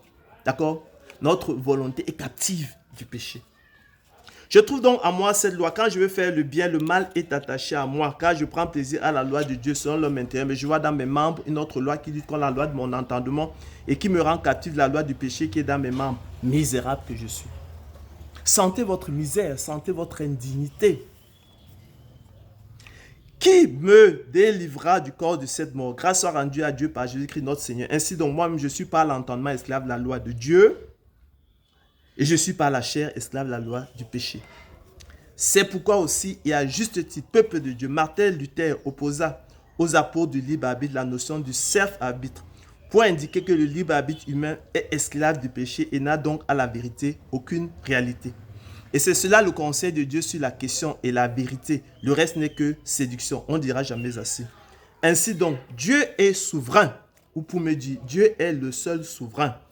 Et l'homme est libre. Selon qu'il est écrit, ne suis-je pas libre? Mais sa liberté n'est ni totale ni absolue. Comme le prétendait à tort Jean-Paul Sartre et le prétendent encore aujourd'hui ses successeurs. Pas plus qu'il n'y a de libre arbitre qui ne fait donc point partie des normes, chers frères et sœurs, de la liberté. Cette parole est certaine et je veux que tu affirmes ces choses. Écrit l'apôtre Paul à Tite, afin que ceux qui ont cru en Dieu s'appliquent à pratiquer de bonnes œuvres. Voilà ce qui est bon et utile aux hommes. Mais évite les discussions folles relatives à la contradiction imaginaire entre la souveraineté de Dieu et la responsabilité des élus de Dieu, ou entre la souveraineté de Dieu et la liberté de la volonté de l'homme. Car elles sont vaines et symptomatiques d'hommes corrompus d'entendement, ignorants et ayant la maladie des questions oiseuses. Au contraire, sentez votre misère. Prenez-vous vous-même en dégoût à cause de vos iniquités et de toutes vos abominations que vous avez commises. C'est l'invitation que nous lance effectivement le prophète Ézéchiel. Comme le fils prodigue, et avec l'assistance du Saint-Esprit qui habite maintenant en vous, pour vous convaincre de péché, rentrez en vous-même, examinez-vous, et sans vous abuser vous-même, découvrez-vous malade, égaré, perdu, indigne, misérable pécheur. Déposez donc les armes en reconnaissant que la loi a été donnée comme un pédagogue pour vous conduire à Christ. La loi nous a été donnée, petit troupeau, pour que nous prenions conscience de notre indignité et de notre incapacité totale et absolue, afin que nous fussions justifiés par la foi, au sens de la justice sans les œuvres. Allez réfléchir sur ces notions-là. Romains 4, 6. Selon qu'il est écrit, la loi ne procède pas de la foi. La loi ne ressemble pas à la foi. Mais dit, celui qui mettra ces choses en pratique vivra par elle. Et en bonne logique, croyez alors que la prédestination sont le bon plaisir, la volonté de Dieu et votre salut. Comme notre bien-aimé frère Paul vous l'a aussi écrit, selon la sagesse qui lui a été donnée. C'est là, petit troupeau, la volonté parfaite de Dieu à votre égard. afin que vous y trouviez une consolation éternelle, une bonne espérance et un puissant encouragement pour marcher de progrès en progrès pendant le temps de votre pèlerinage. Soyez reconnaissants pour le privilège du don de la nouvelle naissance qui vous a ramené déjà à votre bon sens, hein, et vous fait marcher non plus dans les ténèbres, mais dans la lumière de Dieu, pour éviter les pièges, la ruse et la tromperie du tentateur. Comme des élus de Dieu, saints et bien-aimés, revêtez-vous d'entrailles de miséricorde, de bonté, d'humilité, de douceur et de patience. Relevons pour terminer, chers frères et sœurs, que les prophètes qui ont prophétisé touchant la grâce qui vous était réservée ont fait ce salut l'objet de leurs recherches et de leurs investigations, voulant sonder l'époque et les circonstances marquées par l'Esprit de Christ qui était en eux et qui attestait d'avance les souffrances de Christ et la gloire dont elles seraient suivies. Il leur fut révélé que ce n'était pas pour eux-mêmes, mais pour vous qu'ils étaient les dispensateurs de ces choses que vous ont annoncées maintenant, ceux qui vous ont prêché l'évangile par le Saint-Esprit envoyé du ciel et dans lesquels les anges désirent plonger leur regard. Nous l'avons dit précédemment, Thérèse l'a dit, ce sont des choses que l'œil n'a point vues, que l'oreille n'a point entendues, qui sont point montées au cœur de l'homme, des choses que Dieu a préparées pour ceux qui l'aiment. Dieu nous les a révélées par l'Esprit, écrit l'apôtre Paul aux Corinthiens, car l'Esprit sonde de tout, même les profondeurs de Dieu. C'est pourquoi, recevant un héritage, un royaume inébranlable, montrons notre reconnaissance en rendant à Dieu un culte qui lui soit agréable, avec piété et avec crainte, car notre Dieu est aussi un feu dévorant. Il révèle sa parole à Jacob, ses lois et ses ordonnances à Israël, mais il n'a pas agi de même pour toutes les nations et elles ne connaissent point ses ordonnances. Louez l'Éternel, dit le psalmiste. Il a fait le don de la foi à ses seuls élus, selon la mesure du don de Christ. Il n'a pas agi de même pour tous les hommes et ils ne connaissent point le Fils de son amour, mais demeurent dans les ténèbres de la mort spirituelle. Vous êtes donc à cet égard des privilégiés. Louez l'Éternel pour l'infinie richesse de sa grâce par sa bonté envers ses élus en Jésus-Christ. Car sans la prédestination des élus de Dieu au salut, selon le bon plaisir de la volonté de Dieu, croyez-le moi, chers frères et sœurs, peuple de Dieu, petit troupeau, personne ne serait sauvé, pas même un seul, selon qu'il est écrit. Quoi donc? Sommes-nous plus excellents? Nullement, écrit l'apôtre Paul.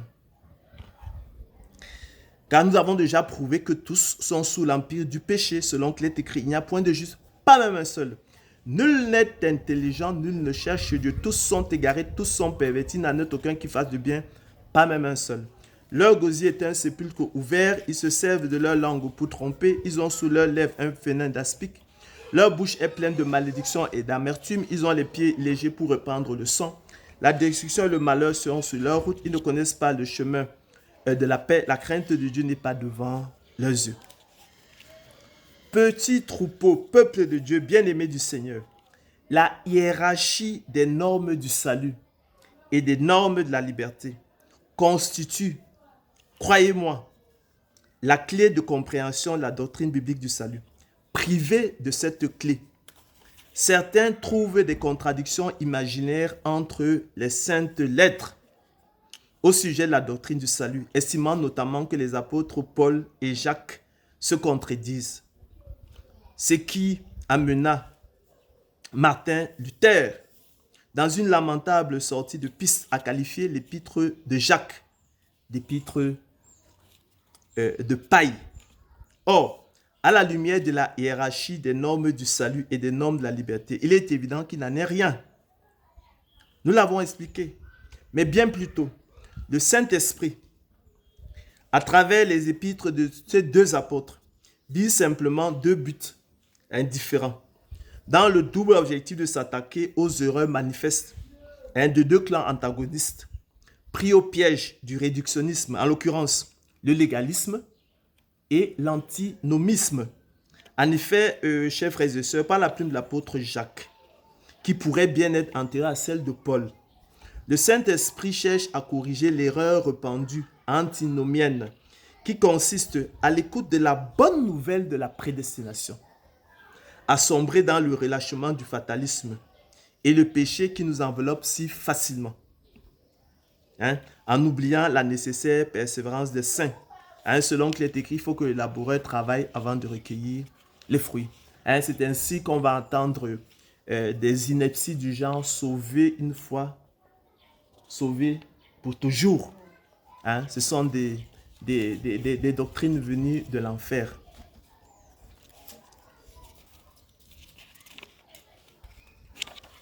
C'est donc, chers frères et sœurs, pour prévenir de telles erreurs de jugement que le Saint-Esprit, fort à propos, par la plume de l'apôtre Jacques, rappelle aux antinomiens leur responsabilité dans le salut. Selon qu'il est écrit, l'homme est justifié par les œuvres et non par la foi seulement. Comme le corps sans âme est mort, de même la foi sans les œuvres est morte. Tel est le dessein du Saint-Esprit à travers l'enseignement de Jacques sur la foi sans les œuvres, hein, qui est vaine. Hein, comme le corps sans âme est mort, de même la foi sans les œuvres, hein, est morte. Ainsi, nous désirons, écrit le Saint-Esprit par la plume de l'auteur aux Hébreux, que chacun de vous montre le même zèle pour conserver jusqu'à la fin une pleine espérance, en sorte que vous ne vous relâchiez point, et que vous imitiez ceux qui par la foi reçue de Dieu, qui est un don de Dieu, qui nous donne dans sa souveraineté, et la persévérance, qui relève de notre responsabilité. Et que vous héritiez ceux qui par la foi et la persévérance héritent des promesses. Donc c'est la foi et la persévérance, la foi qui est un don de Dieu, qui est le privilège des seuls de Dieu, et la persévérance qui relève de notre responsabilité. Ce sont, on va dire, les facettes de la même pièce de monnaie, inséparables, elles vont toujours à deux. Donc, souveraineté de Dieu, mais aussi responsabilité des élus de Dieu. En revanche, par la plume de l'apôtre Paul, notamment son épître aux Hébreux, le Saint-Esprit s'assigne un objectif tout autre. Il cherche plutôt là-bas à prévenir l'erreur commune des apôtres du légalisme qui, s'abusant eux-mêmes, inconscients de leur maladie, de leur indignité, de leur misère spirituelle, sans jamais se prendre eux-mêmes en dégoût à cause de leur iniquité et de leurs abominations qu'ils ont commises, et qui, sous le couvert fallacieux de la grâce, dissimulant leur confiance en la chair, croient pouvoir se confier en la chair et mettre leur confiance en la chair, enseignant plutôt la propre justice à la réalité, bien qu'ils emploient le terme de grâce, c'est la propre justice qu'ils enseignent. Ils enseignent les mérites imaginaires de l'homme et partant la loi, sans faire de distinction entre l'esprit de la loi qui vivifie et la lettre de la loi qui tue. En indiquant que l'homme est justifié par la foi, sans les œuvres de la loi, le Saint-Esprit ne dénie aucunement leur place dans le salut aux bonnes œuvres, ni ne rend superflue la nécessaire persévérance des saints. Selon qu'il est écrit, quoi donc? Pécherions-nous parce que nous sommes non sous la loi mais sous la grâce? Loin de là, écrit l'apôtre Paul. Vous voyez qu'il est en phase totale avec Jacques. Il n'y a pas de contradiction entre les saintes lettres. Que dirons-nous donc? Demeurions-nous dans le péché afin que la grâce abonde? Loin de là, écrit-il dans Romains 6, 1 à 2. Mais tandis que nous cherchons à être justifiés par Christ, nous étions nous-mêmes trouvés pécheurs. Christ serait-il un ministre du péché? Loin de là, dira-t-il en Galates 2, 17. Anéantissons-nous donc la loi par la foi? Loin de là, au contraire, nous confirmons la loi. Écrira-t-il en Romains 3, 31. Y a-t-il une contradiction entre Jacques et Pierre? Non, ils disent la même chose. Seulement les combats, les objectifs dans la plume de l'apôtre Paul sont différents des objectifs de la plume de l'apôtre Jacques. Et pourquoi ne ferions-nous pas le mal afin qu'il en arrive du bien, comme quelques-uns qui nous calomnient prétendent que nous le disons? Mais rappelle simplement aux apôtres du légalisme, pharisiens des temps modernes, que les œuvres n'entrent nullement en ligne de compte dans le choix souverain et discrétionnaire de Dieu qui les précède, selon qu'il est écrit. Le dessein d'élection de Dieu subsiste sans dépendre des œuvres et par la seule volonté de celui qui appelle. Nous l'avons vu dans l'élection de Jacob et la réprobation d'Ésaü. Dans l'élection de Jacob, dans l'élection d'Isaac, la réprobation d'Ismaël. Ainsi donc, cela ne dépend ni de celui qui veut, ni de celui qui court, mais de Dieu qui fait miséricorde. Autrement dit, chers frères et sœurs, peuple de Dieu, bien-aimés du Seigneur, petit troupeau, il rappelle que les bonnes œuvres des élus de Dieu ne sont pas la cause du choix souverain et discrétionnaire de Dieu qui les précède, mais la conséquence et les fruits. Car nous sommes son ouvrage, explique-t-il, ayant été créés en Jésus-Christ pour de bonnes œuvres, non à cause de bonnes œuvres, non à cause de nos bonnes œuvres, mais pour de bonnes œuvres que Dieu a préparées d'avance afin que nous les pratiquions. En lui, Dieu nous a élus avant la fondation du monde pour que nous soyons saints et irrépréhensibles devant lui. Non pas parce que nous l'étions, mais afin que nous le soyons. Nous ayant prédestinés dans son amour à être ses enfants d'adoption par Jésus-Christ dans le bon plaisir de sa volonté, à la louange de la gloire de sa grâce qui nous accordait en son bien-aimé. C'est le sens fondamental, chers frères et sœurs, de la première épître de Pierre, lequel écrit aux élus, non pas parce qu'ils sont obéissants, mais afin qu'ils le deviennent, selon qu'il est écrit.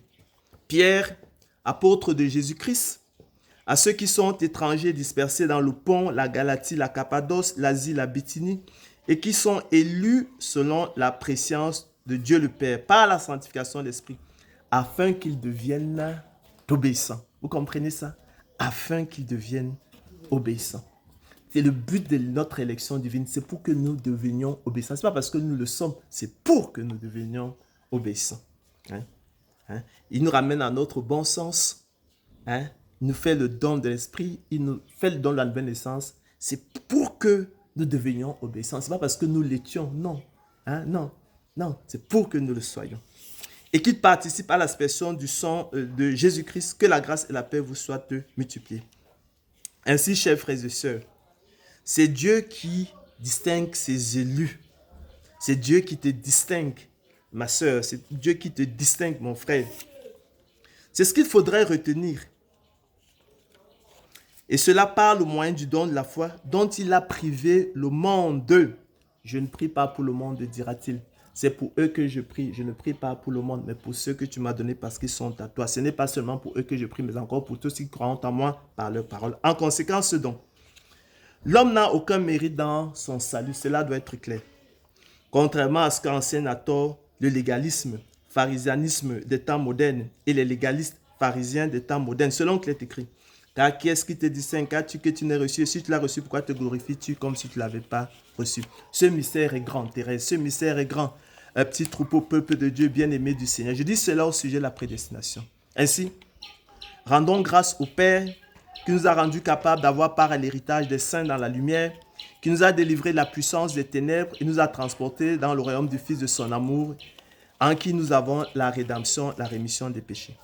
C'est lui qui nous a équipés, je l'ai dit précédemment, c'est lui qui nous a outillés pour nous rendre aptes et capables non seulement de discerner quelle est la volonté de Dieu, ce qui est bon, agréable et parfait, mais aussi de la faire efficacement de façon à accomplir l'esprit de la loi. C'est de lui, par lui et pour lui que sont toutes choses. À lui la gloire dans tous les siècles. Amen, dira l'apôtre Paul en Romains 11, 36.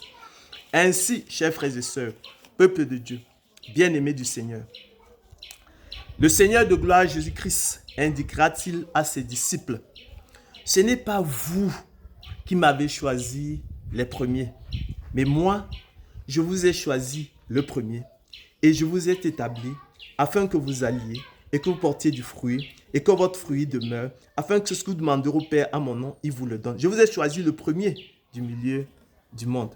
Donc, ce n'est pas vous qui m'avez choisi les premiers, mais moi, je vous ai choisi le premier. Je vous ai choisi le premier du milieu du monde. Et je vous ai fait le don de l'esprit, le don de la nouvelle naissance, le don de la foi, le don de la repentance, pour vous ramener à votre bon sens et vous équiper et outiller afin de vous rendre apte et capable non seulement de discerner quelle est la volonté de Dieu, ce qui est bon, agréable et parfait, mais aussi de la faire efficacement de façon à accomplir l'esprit de la loi. Ça, c'est ce que Dieu fait dans sa souveraineté. J'ai déversé mon Esprit Saint sur vous afin qu'il répande l'amour de Dieu dans vos cœurs. Et l'apôtre Paul dira que l'amour de Dieu est répandu dans nos cœurs par le Saint-Esprit qui nous a été donné. Afin qu'en retour vous aimiez Dieu, vous gardiez sa parole et ses commandements. Vous fassiez le choix de venir à moi, de m'ouvrir la porte, moi qui me tiens à la porte et qui frappe, selon qu'il est écrit. Pour nous, et dira l'apôtre Jean, nous l'aimons parce qu'il nous a aimés le premier. Nous l'aimons, chers frères et sœurs, parce qu'il nous a aimés le premier. En effet, expliquera-t-il, l'amour de Dieu a été manifesté envers nous, en ce que Dieu, peuple de Dieu, petit troupeau du Seigneur, a envoyé son Fils unique dans le monde afin que nous, élus de nous, vivions par lui. Et cet amour consiste non point en ce que nous avons aimé Dieu les premiers, non, mais en ce qu'il nous a aimé le premier et a envoyé son Fils unique comme victime expiatoire pour nos péchés. Ainsi, vous avez connu Dieu, ou plutôt vous avez été connu de Dieu, précisera l'apôtre Paul aux Galates. Vous avez aimé Dieu, ou plutôt vous avez été aimé de Dieu. Cela est fondamental et les deux propositions sont vraies. Il est vrai de dire que j'ai choisi Dieu, j'ai donné ma vie à Dieu. Et de dire que Dieu, effectivement, nous a aimés. Mais il ne faut pas simplement perdre de vue qu'il y a un ordre dans l'histoire. C'est Dieu qui nous aime d'abord le premier, qui nous équipe, voyez-vous, qui nous fait le don de la foi, de la nouvelle naissance, de la repentance, qui nous ramène à notre bon sens, qui nous équipe et qui nous outille, qui prépare nos cœurs, qui nous attire à lui. Et en retour donc, nous élus de Dieu, sous l'effet donc de son attraction efficace, nous l'aimons en retour. Donc les deux propositions sont vraies, mais maintenant il faut simplement ne pas perdre de vue qu'il y a quand même un ordre, il y a une hiérarchie. Comme disait l'apôtre Jean, pour nous l'aimons parce qu'il nous a aimé le premier. Donc nous aimons effectivement Dieu, on ne peut pas dire que nous n'aimons pas Dieu. C'est pas vrai. Dieu nous a aimé, c'est le premier, mais nous aimons aussi Dieu. Ça c'est vrai. Dieu nous a choisis, mais nous l'avons aussi choisi. Ce n'est pas nous qui l'avons choisi le premier, comme il dira à ses apôtres. Oui, mais ils l'ont choisi. Ça aussi, c'est vrai. Donc, il nous a choisis. Il nous a aimés. Ça c'est ce qu'on appelle là, dans sa souveraineté. Mais nous l'avons aussi choisi. Nous l'avons aussi aimé selon qu'il est écrit. Pour nous, nous l'aimons parce qu'il nous a aimés le premier. Les deux propositions sont vraies, mais simplement, il y a un ordre. Il y a une hiérarchie. Donc, il y a la souveraineté de Dieu et puis il y a la responsabilité de l'homme. Donc, dans notre responsabilité, nous devons l'aimer, nous devons faire son choix. Donc, nous devons persévérer. C'est de ça qu'il est question. Donc, il n'y a pas de contradiction du tout. Les choses ne sont pas au même niveau. Il y a un ordre. Il y a une hiérarchie au sens, effectivement, de la verticalité. C'est cela l'ordre des choses, chers frères et sœurs, qu'il faut comprendre. Ou pour mieux dire, le bon ordre des choses. L'ordre des normes du salut, la hiérarchie des normes du salut. C'est pourquoi aussi, chers frères et sœurs, peuple de Dieu, petit troupeau, lorsque les Juifs murmuraient à son sujet, parce qu'il avait dit « Je suis le pain qui est descendu du ciel », et il disait « N'est-ce pas là Jésus, le fils de Joseph, celui dont nous connaissons le Père et la Mère? Comment donc dit-il « Je suis descendu du ciel » Jésus leur répondit « Ne murmurez pas entre vous. Nul ne peut venir à moi si le Père qui m'a envoyé ne l'attire, et je le ressusciterai au dernier jour. » Et dans le temple à Jérusalem, lors de la fête de la dédicace, lorsque les Juifs l'entourèrent et lui dirent « Jusqu'à quand tiendras-tu notre esprit en suspense? Si tu es le Christ, dis-le nous franchement. » Jésus leur répondit « Je vous l'ai dit, et vous ne croyez pas. Mais vous ne croyez pas parce que vous n'êtes pas de mes brebis. Mes brebis entendent ma voix, je les connais, elles me suivent, je leur donne la vie éternelle, elles ne périront jamais. Et personne les ravira de ma main. Mon Père qui me les a donnés est plus grand que tous, et personne ne peut les ravir de la main de mon Père. Moi et le Père, nous sommes un. Alors, les Juifs prirent de nouveau des pierres pour le lapider. Et il ajouta, c'est pourquoi je vous ai dit que nul ne peut venir à moi si cela ne lui a été donné par le Père. Donc c'est clair. Pour nous, dira l'apôtre Paul, nous l'aimons parce qu'il nous a aimés. Le premier, en l'absence, si Dieu se garde de déverser son Esprit Saint sur nous et répand son amour dans nos cœurs, ce n'est pas possible. Et nous le verrons avec, effectivement, c'est impossible pour nous de l'aimer. Et nous le verrons donc, effectivement, avec la parabole des conviés, qu'on appelle encore plaisamment la parabole des excuses. Alors, c'est le même enseignement pratique sur l'ordre et la hiérarchie des normes du salut qui se dégage justement de la parabole des conviés, encore appelée plaisamment la parabole des excuses selon qu'il est écrit. Un de ceux qui étaient à table, après d'avoir entendu ces paroles, dit à Jésus, « Heureux celui qui prendra son repas dans le royaume de Dieu. » Et Jésus lui répondit, « Un homme donna un grand souper et il invita beaucoup de gens. » Je rappelle à cet égard que l'expression « beaucoup de gens » renvoie à un échantillon représentatif de la race humaine renseignant à suffisance sur la nature et le comportement de l'homme.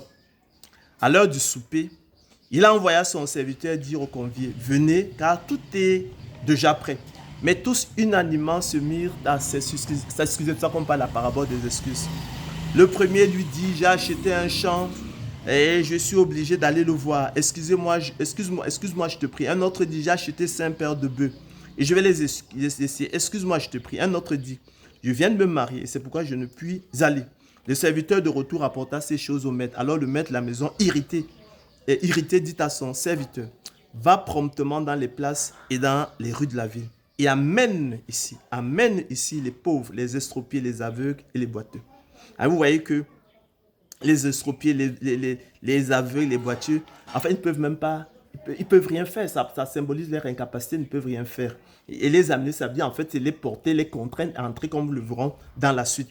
Le serviteur dit, maître, ce que tu as ordonné a été fait et il y a encore de la place. Et le maître dit au serviteur, va dans les chemins et le long des haies, et ce que tu trouveras, contrains-les d'entrer, afin que ma maison soit remplie. Car je vous le dis, aucun de ces hommes qui avaient été invités ne goûtera de mon souper.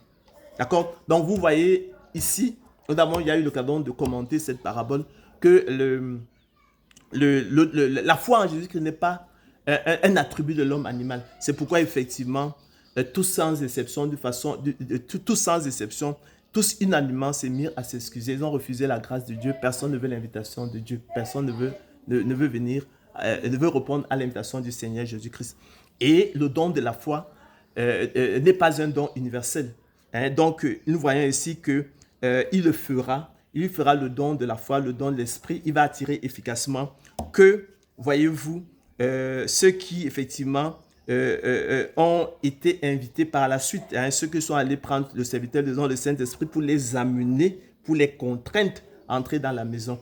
Et par contre, la première catégorie d'invités, le monde, en fait, Dieu ne leur fait pas le don de la foi. Et c'est pourquoi il dira, donc, car je vous le dis, aucun de ces hommes qui avaient été invités ne goûtera de mon souper. Donc, dans le cas de l'appel général et externe, on va distinguer donc l'appel général et externe et l'appel interne particulier et efficace. Nous sommes sous le coup ou le sceau de l'appel interne particulier efficace de Dieu.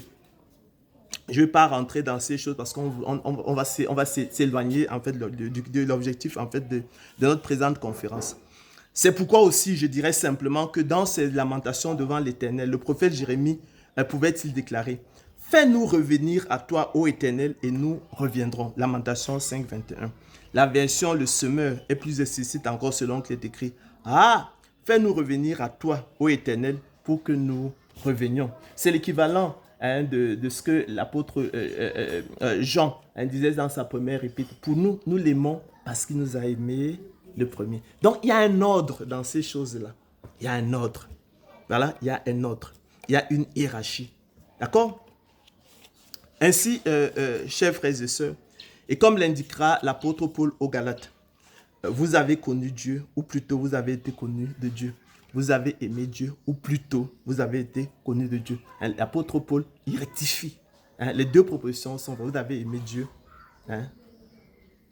et Dieu nous a aimés. Mais il y a un autre. Il nous a aimés le premier. Voilà. Dieu nous a choisis. Mais nous avons choisi Dieu, oui. Ça aussi, c'est vrai. Nous avons donné notre vie à Dieu, comme Thérèse aime à dire. C'est vrai. Oui. Parce que Dieu nous a choisis. Mais en fait, on a aussi donné notre vie à Dieu dans notre responsabilité. Ça aussi, c'est vrai. Et il faut persévérer. Il faut demeurer dans son amour. Car qui est-ce qui te dit, Saint, qu'as-tu que tu n'aies reçu? Si tu l'as reçu, pourquoi te glorifies-tu comme si tu ne l'avais pas reçu? Ainsi, demeurez dans mon amour, dira le Seigneur de gloire Jésus-Christ à ses disciples. Si vous gardez mes commandements, vous demeurerez dans mon amour. C'est la responsabilité des saints. C'est votre responsabilité, peuple de Dieu, petit troupeau, que de demeurer dans l'amour de Dieu. Et l'amour de Dieu consiste à garder ses commandements. C'est pourquoi aussi l'apôtre Jacques écrira: mettez en pratique la parole. Ne vous bornez pas à l'écouter, en vous trompant vous-même par de faux raisonnements. Car si quelqu'un écoute la parole et ne la met pas en pratique, il est semblable à un homme qui regarde dans un miroir son visage naturel et qui, après s'être regardé, s'en va et oublie aussitôt quel il était. Mais celui qui aura plongé les regards dans la loi parfaite, la loi de la liberté, et qui aura persévéré, le mot revient, le mot est lâché, la persévérance. C'est la persévérance. Celui qui aura persévéré, n'étant pas un auditeur oublié, mais se mettant à l'œuvre, celui-là sera heureux dans son activité selon qu'il est écrit. Il faut que le laboureur travaille avant de recueillir les fruits. 2 Timothée 2,6. Il faut que le laboureur travaille d'abord avant de recueillir les fruits. Il faut que le laboureur travaille premièrement avant de recueillir les fruits. Donc, le don de la foi, pour nous, élus de Dieu, est une semence de Dieu. Et de même que il faut que le laboureur travaille avant de recueillir, dans le monde naturel, il faut que le laboureur travaille avant de recueillir les fruits. De même aussi, et par analogie, il faut que l'élu de Dieu travaille et persévère avant de recueillir du don de la foi, qui est la semence de Dieu en lui, le précieux fruit qui est le salut, le repos de l'âme et la vie éternelle. C'est de ça qu'il s'agit. Ce ne sont pas en effet ceux qui écoutent la loi qui sont justes devant Dieu, mais ce sont ceux qui la mettent en pratique qui seront justifiés. Car ne croyez pas que je sois venu pour abolir la loi ou les prophètes. Je suis venu non pour abolir, mais pour accomplir. Car je vous le dis en vérité, tant que le ciel et la terre ne passeront point, il ne disparaîtra pas de la loi un seul iota ou un seul trait de lettre jusqu'à ce que tout soit arrivé. Celui donc qui supprimera l'un de ces plus petits commandements et qui enseignera aux hommes à faire, de même sera appelé le plus petit dans le royaume des cieux. Mais celui qui les observera et qui enseignera à les observer, celui-là sera appelé grand dans le royaume des cieux. Car je vous le dis, si votre justice ne suit pas celle des scribes et des pharisiens, vous n'entrerez point dans le royaume des cieux. Grâce soit rendue à Dieu, en fait, notre propre justice, elle ne compte pas notre justice, elle est celle du Seigneur Christ, nous l'a imputée. Ainsi, la grâce de Dieu nous enseigne, chers frères et sœurs, peuple de Dieu, Thérèse, à renoncer à l'impiété et aux convoitises mondaines et à vivre dans le siècle présent selon la sagesse, la justice et la piété, en attendant la bienheureuse espérance et la manifestation de la gloire du grand Dieu et de notre Sauveur, Jésus-Christ. C'est pas compliqué. Qui s'est donné lui-même pour nous afin de nous racheter de toute iniquité et de se faire un peuple qui lui appartienne, purifié par lui et zélé pour les bonnes œuvres. Dis ces choses, écrit l'apôtre Paul à Tite. Exhorte et reprend avec une pleine autorité que personne ne te méprise. Ne crains point, petit troupeau, dira le Seigneur Jésus-Christ. C'est la parole du Seigneur pour toi qui m'écoute aujourd'hui. Ne crains point, petit troupeau, car votre Père a trouvé bon de vous donner le royaume dans sa souveraineté. Luc 12, 32. Ne crains point, petit troupeau, car votre Père a trouvé bon de vous donner le royaume dans sa souveraineté. Nous avons cette assurance. Ayant une telle assurance et de telles promesses, que votre cœur ne se trouble donc point, dira le Seigneur Jésus-Christ en Jean 4, 1. Croyez en Dieu et croyez en moi, dira-t-il. Demeurez dans mon amour. Ça, par contre, oui, demeurez dans son amour. Si vous gardez mes commandements, dit-il, vous demeurez dans mon amour, de même que j'ai gardé les commandements de mon Père et que je demeure dans son amour. Tel est donc, Thérèse, le modèle du salut transmis au sein une fois pour toutes, par le Maître et Seigneur de gloire Jésus-Christ et ses saints apôtres, et auquel bien-aimé petit troupeau, peuple du Seigneur, nous ferions bien de nous attacher, sans nous laisser entraîner par des doctrines diverses et étrangères, car il est bon que le cœur soit affermi par la grâce et non par des aliments qui n'ont servi de rien à ceux qui s'y sont attachés. À cet égard, et de façon opérationnelle, et pour éviter de semer de la confusion dans les esprits, la notion de prédestination constituant une pierre d'achoppement pour plusieurs. On pourra donc également simplement définir la prédestination des élus de Dieu au salut comme le privilège du don de la foi des élus de Dieu en vue du salut. Toutes les autres choses restant égales par ailleurs. Voilà, Thérèse, ce que nous pourrions donc dire sur le problème de l'organisation, la connaissance soteriologique et l'ordre et la hiérarchie des normes du salut et des normes de la liberté. Donc, ce n'est pas vous qui m'avez choisi les premiers, dira le Seigneur Jésus-Christ. C'est ce qu'il faut retenir. Mais moi, je vous ai choisi le premier. Et je vous ai établi afin que vous alliez et que vous portiez du fruit, que votre fruit demeure, afin que ce que vous demanderez au Père à mon nom, il vous le donne. Je vous ai choisi le premier du milieu du monde. Donc, si nous ne l'avons pas choisi le premier, mais reste que nous l'avons également choisi. Si nous ne l'avons pas aimé le premier, reste effectivement que nous l'avons quand même écrit, nous l'avons quand même aimé. Est-ce que l'apôtre Jean dira donc dans sa première épître, pour nous, nous l'aimons parce qu'il nous a aimé le premier.